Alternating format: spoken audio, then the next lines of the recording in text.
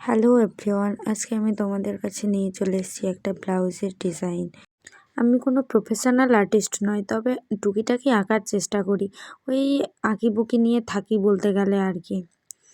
ওই রকমভাবেই আর কি কোনো রকমে একটা ব্লাউজ করেছিলাম। সেই থেকে একটা বোন দেখেছিল, তাই এসে বলল, দিদি দিদি আমার স্কুলে দেখবে একটা ব্লাউজ করে দিবি? তো বললাম নিয়ে আয়।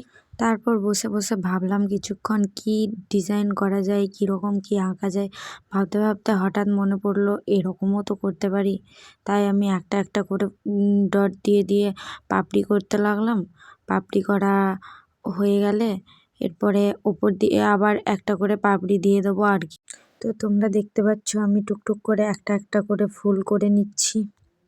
ফুলগুলো হয়ে গেলে ওপরে একটা করে করে পাপড়ি দিয়ে দেবো। এইভাবে দিতে দিতে আমি এটা শেষ করে ফেলছি।